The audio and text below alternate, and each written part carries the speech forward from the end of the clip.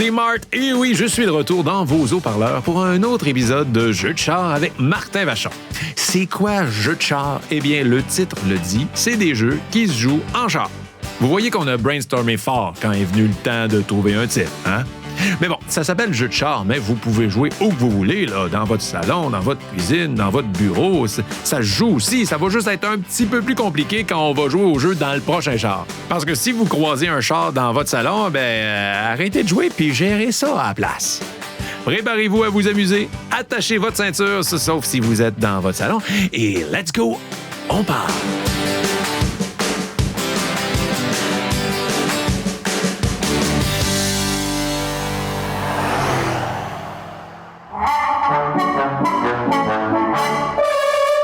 Comme d'habitude, on commence ça avec notre traditionnel petit quiz fun fact.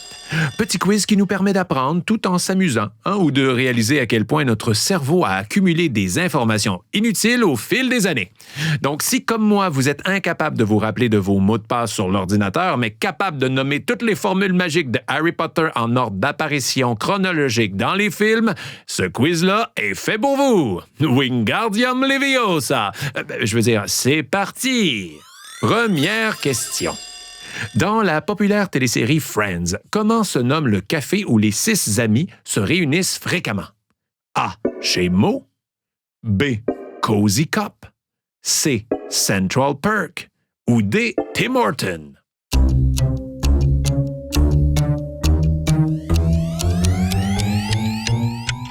La bonne réponse, c'est Central Perk. Et oui, moi je suis un gros fan de la série Friends. J'ai écouté toutes les saisons au moins 5 fois. 5 fois. Ça en dit beaucoup, ça. C'est sur mon amour de la série, mais aussi sur la gestion de mon temps en général. Mais bref, oui, le fameux café s'appelait Central Perk. Mais par contre, fun fact intéressant, c'était pas le premier nom sur lequel les créateurs de la série s'étaient entendus. Au départ, le café ainsi que la série devait s'appeler Insomnia Café, le café de l'insomnie. Personnellement, j'aime mieux Friends. Ça sonne plus festif que Insomnia Café. Ça sonne plus comme un café où irait chiller Freddy Krueger entre 2 cauchemars. Deuxième question. Quel oiseau est l'emblème officiel du Québec? A. Le huard. B. Le harfang des neiges. C. La mouette de McDo. Ou D. Le rouge-gorge.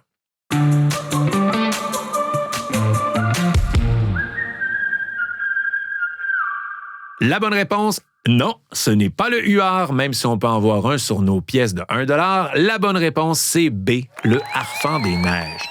Oui, le harfang des neiges ou la chouette des neiges symbolise la blancheur des hivers québécois et son enracinement dans un climat semi-nordique. Très bon choix! Mais je sais pas pour vous, mais moi, dans une semaine, là, je vois plus souvent des mouettes de McDo que des harfangs des neiges. Quoique, si des harfangs des neiges voulaient me voler mon McDo avec les griffes que ça a, je leur laisserais. Parlant de McDo, on se déplace maintenant du côté de l'Asie où les franchises se multiplient encore plus vite que des poux dans une garderie. Prochaine question. Quelle est la capitale du Japon? A. Pékin. B. Tokyo. C. Kyoto. Ou D. Nintendo.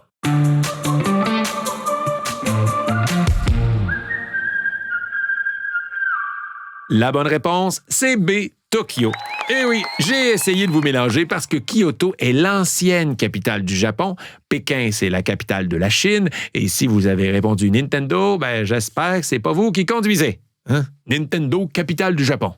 Ce serait qui le président? Mario Bros? Wouhou! On quitte maintenant l'Asie pour voyager jusque dans l'espace. Prochaine question. Quelle phrase célèbre doit-on à l'astronaute américain Neil Armstrong? A. Houston, we've got a problem. B. Vers l'infini et plus loin encore. C. C'est un petit pas pour l'homme, mais un bond de géant pour l'humanité. Ou D. What a wonderful world.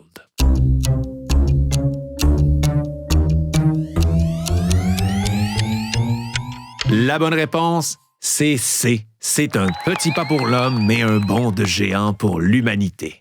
Et oui, phrase célèbre que Neil Armstrong a dit juste avant de mettre le pied sur la Lune. What a Wonderful World ne vient pas de Neil Armstrong, mais bien de Louis Armstrong, un trompettiste jazz considéré comme un des meilleurs jazzmen de l'histoire, mais qui a jamais joué sur la Lune. Mais c'est une phrase que Neil Armstrong aurait pu aussi dire en regardant la Terre de là-haut, là. What a wonderful world. Ah, puis tiens, une petite dernière pour la route, tant qu'à être dans les phrases célèbres. À qui doit-on la citation « La mémoire est une faculté qui oublie » ? A. Victor Hugo. B. Marcel Proust. C. Paul Valéry. Ou D. Tous les témoins interrogés dans la commission Galland.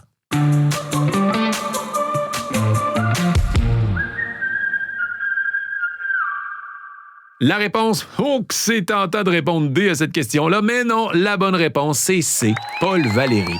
Oui, ironiquement, la phrase « La mémoire est une faculté qui oublie » a été dite par la personne qu'on oublie le plus dans la liste de choix de réponses que j'ai donnée. Donc, crédit à son auteur, dont j'ai déjà oublié le nom.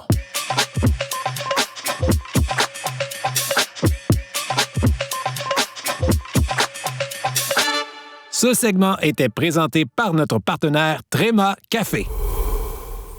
À chaque semaine, j'essaie de vous proposer un jeu qui est inspiré soit d'une émission télé, soit d'un jeu de société, soit d'un quiz connu. Dans les épisodes précédents, on a joué à la guerre des clans, à The Price is Right, même à Atome Crochu. Donc, la suite logique était bien sûr de jouer un jour à Géopardy. This is Jeopardy!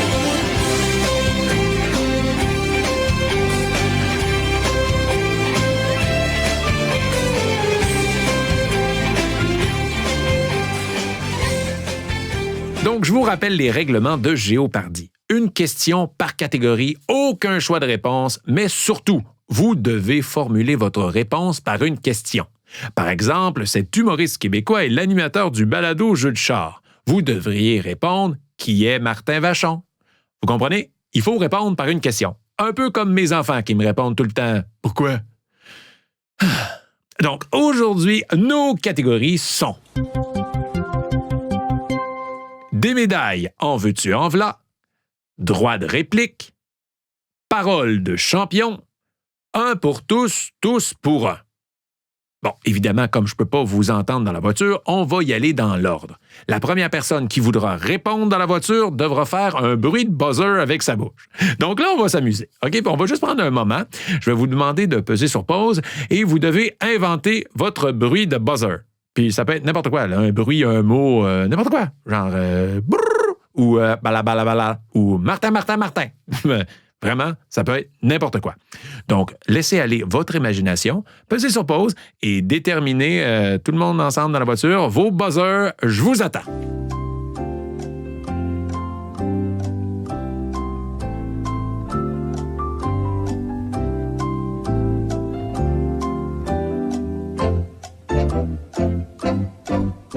Oh, que j'aurais aimé ça entendre vos buzzers. Donc, on y va avec la première catégorie. Oubliez pas, vous devez répondre avec une question. C'est parti. Catégorie des médailles, en veux-tu, en v'là. Lors des Jeux olympiques de 1976 à Montréal, cet athlète a obtenu le tout premier score parfait de l'histoire de la gymnastique olympique moderne.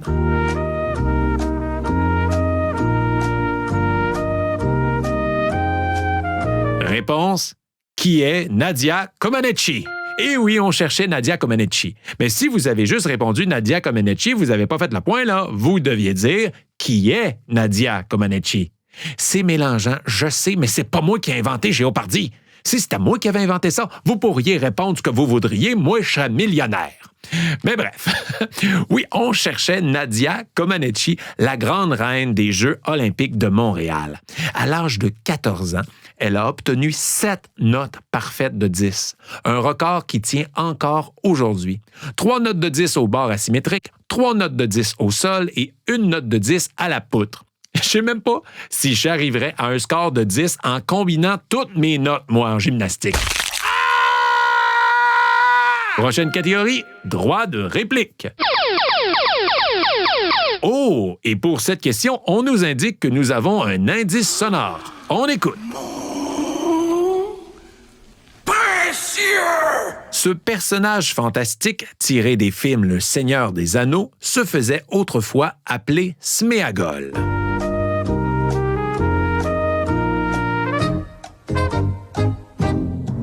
Réponse: qui est Gollum?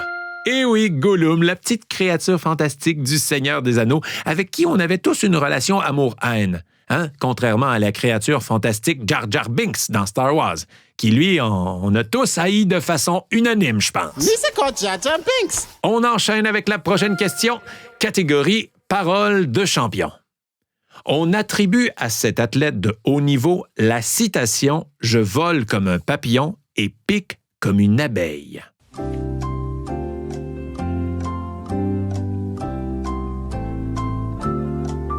Réponse: qui est Muhammad Ali?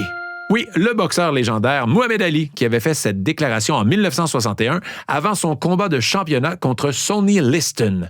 Il avait même ajouté « Ses mains ne peuvent frapper ce que ses yeux ne peuvent pas voir ». C'est quand même beau là, pour un boxeur. Là. En tout cas, c'est plus éloquent que « Adrien! Pas mal! » On enchaîne avec la dernière question du tableau.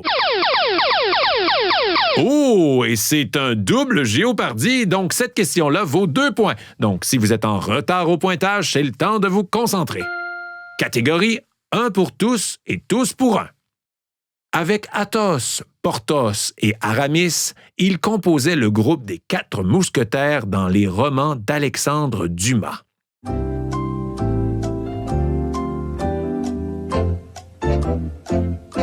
Réponse: qui est D'Artagnan? Et oui, on cherchait le célèbre mousquetaire D'Artagnan. Mais moi, je me suis toujours demandé, est-ce que c'était D'Artagnan son nom ou Artagnan?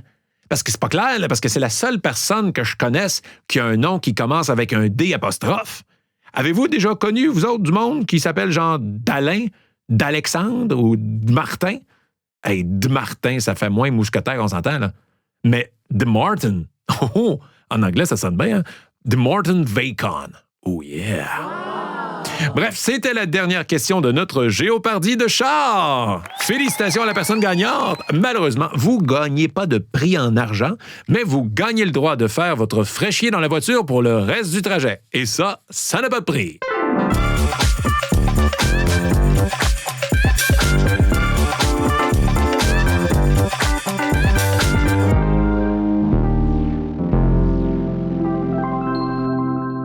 Jeu de char avec Martin Vachon est possible grâce à notre partenaire Randolph Pub Ludique. Grâce à eux, on peut s'amuser en auto, dans leur pub ludique et même à la maison. Bon, je suis totalement conscient que l'épisode d'aujourd'hui est plus exigeant jusqu'à maintenant, point de vue connaissance générale. Mais je rassure certaines personnes, le prochain jeu, c'est vraiment pour tout le monde. Car c'est maintenant le moment d'aiguiser vos oreilles et d'affûter vos tympans parce qu'on va jouer à vos oreilles, prêts, partez!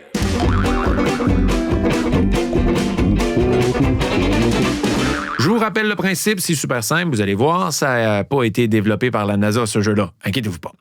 J'ai avec moi en studio des objets qui peuvent produire un bruit quelconque. Votre défi, c'est d'essayer de reconnaître les objets en question en ne vous fiant qu'au bruit. Et moi, mon défi, c'est de ne pas me blesser avec les objets que j'ai amenés cette semaine. Donc, si jamais vous entendez un « aïe aïe », c'est pas le bruit qu'on cherche, c'est moi. Donc, c'est bon, on part. Dites-moi, qu'est-ce qui fait ce bruit-là?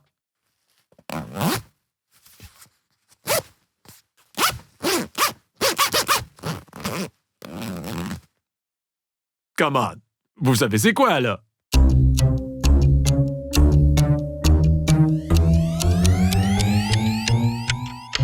La bonne réponse, c'était un zipper. Eh oui, une fermeture éclair. Et là, juste préciser, c'était pas le zipper de mes pantalons. OK? C'était celui de mon manteau. OK? Ah, il y a quand même des techniciens dans le studio. On va se garder une petite gêne. Mais bon, moi, j'avoue que j'avais hâte de vous faire entendre ça, parce que moi, j'ai mon manteau sur le dos depuis le début de l'épisode, là. Commençait à avoir chaud, là. Ah, je l'ai enfin enlevé. On s'en fait un autre. C'est quoi ce bruit-là?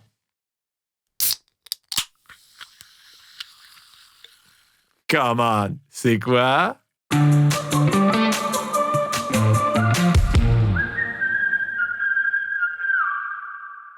C'était évidemment le bruit d'une canette de liqueur qu'on ouvre. Et ça, c'est le bruit de moi qui va prendre une gorgée parce que j'ai soif. Et là, je te dirai pas ce que je bois parce qu'on n'est pas commandité, mais que c'est bon. C'est bon, ça n'a pas de bon sens. C'est pas mêlant, c'est tellement bon, je pourrais même t'en parler pendant au moins 15 secondes. Fait que si t'es genre une compagnie de breuvage puis que t'as le goût que ce soit de toi que je parle, mais juste te dire que ça peut s'arranger, hein? Moi, je suis prêt à boire ben des affaires. C'est sûr que si tu vends du décapant à plancher, par exemple, on va trouver un autre concept, OK? Prochain bruit. Dis-moi, c'est quoi ce bruit-là?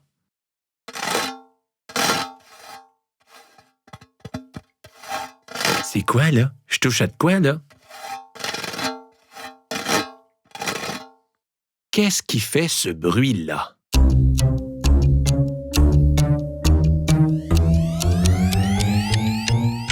Eh bien, la bonne réponse était une râpe à fromage. Eh oui, hein? Regardez. Hein?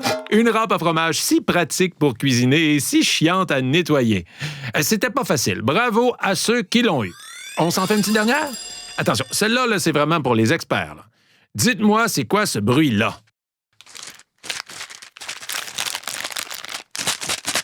Une autre petite shot? C'est quoi ce bruit-là?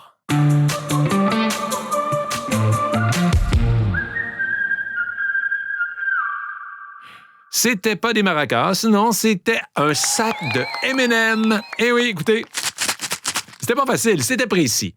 Maintenant, je te donne un point bonus si au son, t'es capable de me dire si c'est des M&M au peanut ou au chocolat. Écoutez. OK, répondez maintenant, là, pas de temps d'attente.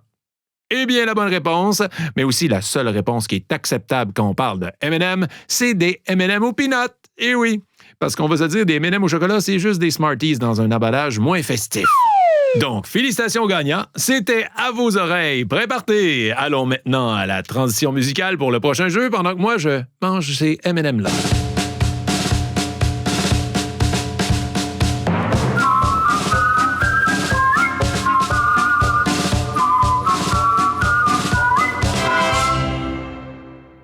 Que c'était bon, ces M&M-là. Je pense que M&M, ça veut dire miam-miam. Oh oui. Donc, prochain jeu, là, j'aurai pas le temps de manger, car je vais tenter de vous faire deviner les charades du jour.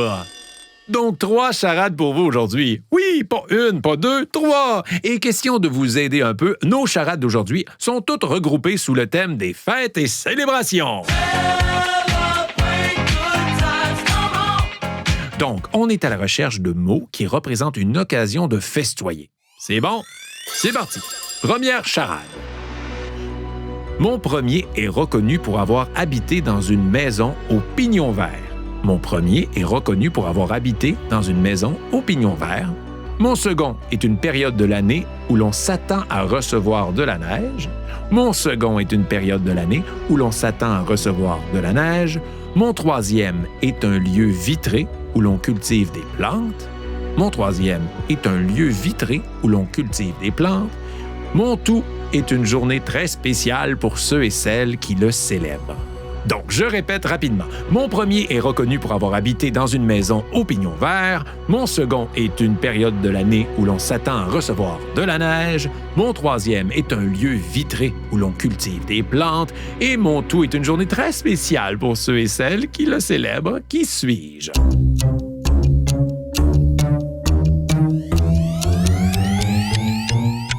Réponse anniversaire! Eh oui, Anne, qui est reconnue pour avoir habité dans une maison au pignon vert. Hiver, une période de l'année où on s'attend à recevoir de la neige. Serre, c'est un lieu vitré où l'on cultive des plantes. Et anniversaire, c'est une journée très spéciale pour ceux et celles qui le célèbrent. Ah, que moi j'aime ça, les anniversaires! Pour vrai, moi je suis un bébé lala. Quand c'est ma fête, c'est comme Noël, mais juste pour moi. Mais vraiment juste pour moi, là. Tu sais, des fois, quand c'est ta fête, t'as des amis que leur fête est proche de la tienne, puis ils disent « Hey, on fait une fête commune? » Mais c'est pas mes amis, ce monde-là. Moi, si j'avais un frère jumeau, l'aurais tué. Donc, voilà. Ma fête, c'est le 2 juin, si jamais vous voulez me faire un cadeau. Prochaine charade. Mon premier est un pronom personnel conjugué à la première personne du pluriel. Mon premier est un pronom personnel conjugué à la première personne du pluriel. Mon second est le verbe « aller » conjugué au présent à la première personne du singulier. Mon second est le verbe aller, conjugué au présent à la première personne du singulier. Mon troisième se dit à propos de quelque chose qui n'est pas rapide. Mon troisième se dit à propos de quelque chose qui n'est pas rapide et mon tout a été très stressant en l'an 2000. Donc, je répète rapidement, mon premier est un pronom personnel conjugué à la première personne du pluriel. Mon second est le verbe aller conjugué au présent de la première personne du singulier. Mon troisième se dit à propos de quelque chose qui n'est pas rapide et mon tout a été très stressant en l'an 2000. Qui suis-je?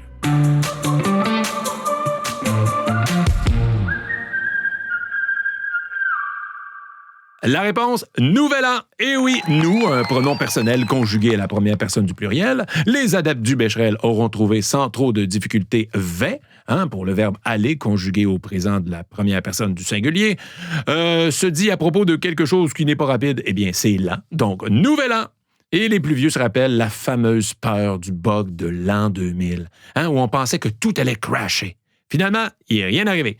La seule chose qui a crashé, c'est mon oncle un peu pompette qui s'est enfargé dans le chien pendant une pause du bye-bye. Et ça, c'est une histoire vraie. Dernière charade, on vous rappelle la thématique fête et célébration. Donc, mon premier est un mot qui désigne une jeune femme. Mon premier est un mot qui désigne une jeune femme. Mon second permet de tenir une tasse. Mon second permet de tenir une tasse. Mon troisième repousse les vampires. Mon troisième repousse les vampires et mon tout est le premier pas vers une plus grande célébration. OK, je répète. Mon premier est un mot qui désigne une jeune femme. Mon second permet de tenir une tasse. Mon troisième repousse les vampires et mon tout est le premier pas vers une plus grande célébration. Qui suis-je?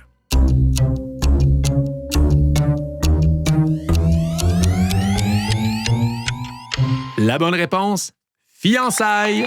Et oui, fille, un mot qui désigne une jeune femme, anse qui permet de tenir une tasse, et de l'ail qui repousse les vampires, et je vais dire pas juste les vampires, et le premier pas vers une plus grande célébration, parce que les fiançailles amènent au mariage, qui est une célébration encore plus grande. Et ça, moi, mon mariage a été toute une célébration. Vous pouvez même aller voir sur mon YouTube. Moi, j'ai engagé une cascadeuse pour faire croire à tous mes invités que ma femme déboulait la pente en arrivant. Allez voir, pour vrai, fausse mariée qui déboule sur YouTube. Je vous le dis, les réactions valaient 1000 $. Du monde qui riait, d'autres qui pleuraient, d'autres qui réanimaient le curé. Ah, les beaux souvenirs! Bon, maintenant, j'ai le goût d'essayer un nouveau jeu avec vous autres. Vous le savez, à chaque épisode, j'essaie d'amener quelque chose de nouveau pour vous. Comme aujourd'hui, vous le voyez pas, mais je porte un nouveau chandail. Mais bon, comme vous le voyez pas, c'est pas la seule chose de nouveau que j'ai pour vous aujourd'hui. Parce que là, on va jouer, pour la toute première fois, au Martinator.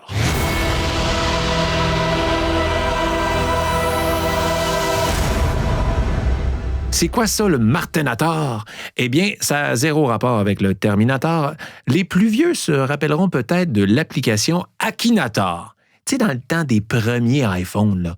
On pensait à une célébrité, puis Akinator, qui était comme un génie, nous posait des questions, puis là, il était capable de deviner à qui on pensait, puis on était bien impressionnés. Donc, ça va être un peu comme ça. Je vais vous faire deviner des célébrités en énonçant des faits sur la personne, comme si vous m'aviez posé une question qui se répondait par oui ou non. Pour chaque personnalité, il va y avoir 10 indices qui vont devenir de plus en plus précis. Donc, évidemment, la première personne à avoir donné la bonne réponse dans l'auto va faire le point. Mais on peut seulement tenter une seule réponse. Donc, des fois, même si vous commencez à avoir une idée, c'est peut-être plus sage d'attendre le prochain indice pour être certain d'avoir la bonne réponse. Mais là, en même temps, tu veux répondre avant ton ami, puis là, ça devient full stressant, mais le fun en même temps. C'est ça, le Martinator! Donc, ça a l'air compliqué comme ça, mais inquiétez-vous pas, ça va être facile. On va s'en faire un premier, vous allez comprendre. Vous êtes prêts? On part. Oui, c'est une femme. Non, ce n'est pas une athlète. Non, ce n'est pas une actrice. Oui, c'est une chanteuse. Oui, elle chante en anglais. Non, elle n'est pas américaine. Oui, elle a remporté plusieurs Grammys. Oui, elle est âgée de plus de 40 ans. Oui, elle chante également en français. Oui, on a pu l'entendre sur une trame sonore du film Titanic. Indice terminé. Qui était la célébrité? La bonne réponse, Céline Dion! Ben oui, c'est Céline! Après, par applaudissement, on va y aller par coup de poing sur le chest à la façon de Céline. Combien l'ont eu? Avez-vous réussi à deviner avant le 10e indice, cependant? Sûrement, mais bon, le prochain ne sera pas aussi facile. Deuxième personnalité. Non, ce n'est pas une femme. Oui, c'est un acteur. Oui, il est américain. Oui, il est toujours en vie. Oui, il a déjà remporté un Oscar. Non, il n'a pas les cheveux blonds. Oui, on peut le voir dans une importante franchise cinématographique. Non, il n'a jamais joué dans Harry Potter. Non, il n'a jamais joué dans X-Men. Oui, il fait partie de la distribution des Avengers. Indice terminé! Qui était cette personnalité? La bonne réponse, Robert Downey Jr. Oh que oui, c'était pas facile celle-là, vous l'avez dit. Monsieur Iron Man en personne. Honnêtement, je pense pas que je l'aurais eu, même avec le 10e indice. Donc, félicitations à tous ceux qui l'ont eu. Un petit dernier, let's go. C'est parti. Troisième personnalité. Oui, c'est une femme. Non, ce n'est pas une actrice. Oui, c'est une athlète. Oui, elle est canadienne. Oui, elle est encore active. Oui, elle a déjà participé à plusieurs Jeux olympiques. Non, ce n'étaient pas les Jeux olympiques d'été. Oui, elle a déjà remporté plusieurs médailles d'or. Non, ce n'était pas pour un sport individuel. Oui, c'était en hockey sur glace. Indice terminé. Qui était cette personnalité? La réponse, Marie-Philippe Poulin. Et oui, la triple médaillée d'or olympique, athlète canadienne de l'année en 2022 et capitaine de la victoire de Montréal dans la LPHF, Marie-Philippe Poulin. Marie-Philippe qui a été surnommée par ses coéquipières Captain Clutch. Puis c'est pas pour ses aptitudes à changer de vitesse sur un char manuel, c'est pour tous ses buts importants qu'elle a marqués au cours de sa carrière. Pour vrai, il y en a qui diraient que Marie-Philippe Poulin, c'est un peu la Sidney Crosby du hockey féminin. Moi, je dirais que c'est Sidney Crosby qui est la Marie-Philippe Poulin du hockey masculin.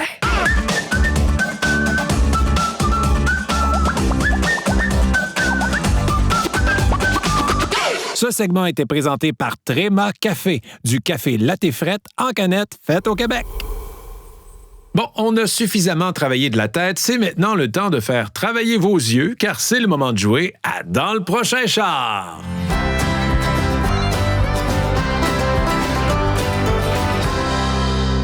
Cette semaine, ça va être facile. Vous devrez tenter de deviner si la personne qui conduit le prochain véhicule que vous croiserez porte des lunettes ou non. Oui, aussi simple que ça. Donc, avant de croiser un prochain véhicule, vous décidez lunettes ou pas de lunettes.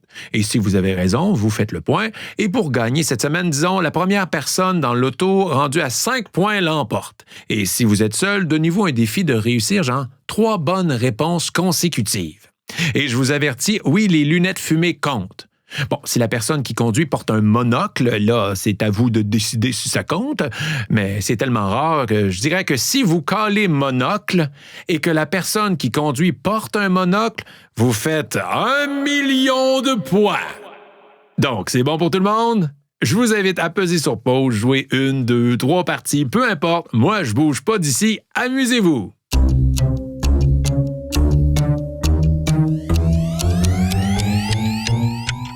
Puis, est-ce qu'il y avait beaucoup de monocles sur la route? Assez rare de croiser Monsieur Monopoly sur les routes du Québec, hein? Mais bon, j'espère que vous avez eu du fun. Maintenant, place au prochain jeu, et devinez quoi? c'est encore un nouveau jeu! Oh yeah, encore un nouveau jeu. Vous êtes gâtés dans cet épisode-là, là. Donc, on va s'amuser cette fois avec des slogans publicitaires en jouant à Connais-tu tes pubs? Toutes ces heures passées à écouter la radio et la télévision vont enfin vous rapporter. Vous allez devoir associer des slogans publicitaires avec la bonne compagnie ou compléter les slogans. Bref, vous allez voir, vous allez connaître des réponses que vous saviez même pas que vous saviez. Première section, compléter les slogans. Le clan Panton, pour déménager, faut signaler le...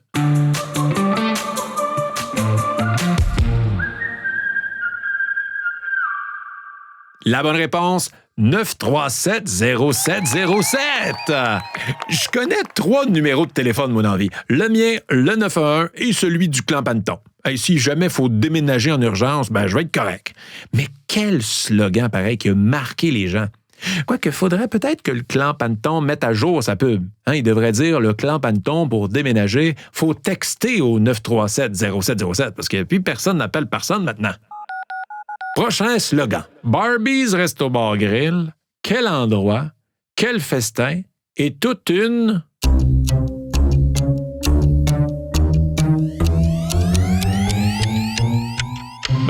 j'espère que vous avez chanté la bonne réponse. On se gâte.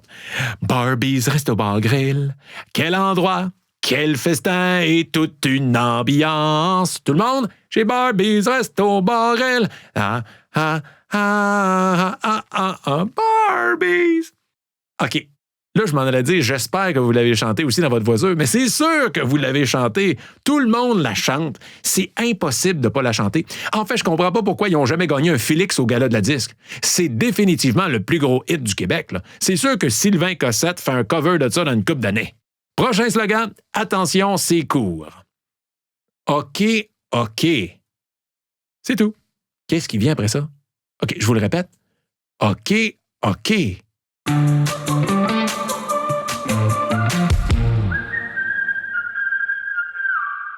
La réponse? Paillé. Et oui, le concessionnaire automobile Paillé qui a fait fureur avec leur publicité dans les dernières années. Là. La preuve que des fois, la simplicité est payante. OK, Paillé. Juste ça a été suffisant pour rester gravé dans la tête de tous les Québécois. En quelle année Jacques Cartier a découvert le Québec? Je sais pas. Mais si j'ai à prendre une chance, je dirais que Jacques Cartier est sûrement venu en Paillé. OK, maintenant, allons avec une question avec choix de réponse. À quelle compagnie attribue-t-on le slogan « Bonne coupe, bon prix, bonne réputation » ? A. Le salon de coiffure chez Ménic. B. Les caleçons Calvin Klein. C. Les habits Moores. Ou D. La clinique de chirurgie esthétique Scalpel et Fils.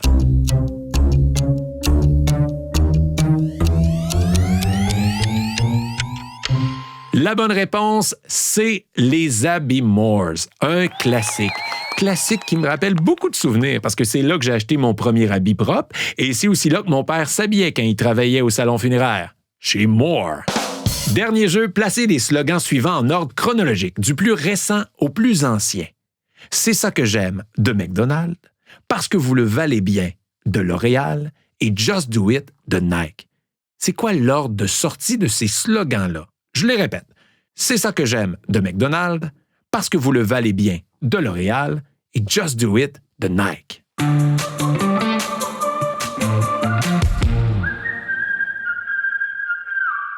Eh bien, la bonne réponse, le plus récent, c'est ça que j'aime de McDonald's, introduit en 2003. Il y a 23 ans, puis c'est le plus jeune de la gang. C'est suivi de Just Do It de Nike, introduit en 1988. Et finalement, L'Oréal avec Parce que vous le valez bien, introduit en 1973. C'est fou quand même. Le slogan de L'Oréal a aujourd'hui 53 ans. Il fait pas son âge, hein? C'est ça, L'Oréal. Ça marche. Et c'est là-dessus que se conclut cet épisode de Jeux de char avec Martin Vachon. J'espère que vous avez passé un bon moment et que le trajet vous a semblé un peu plus court en ma compagnie. Si jamais c'est le cas, je vous invite à partager votre expérience sur les réseaux sociaux et dans votre cercle d'amis afin de nous aider à atteindre notre but, devenir le podcast ayant accumulé le plus de kilométrage de l'histoire des podcasts au Québec. Donc, bonne route à tous et comme à chaque épisode, on se termine ça avec une petite devinette. Je suis là où le présent est après le futur, mais où le futur est avant le passé. Je répète, je suis là où le présent est après le futur, mais où le futur est avant le passé. Donc, je vous donne la réponse au début du prochain épisode. On se dit à bientôt. Ciao!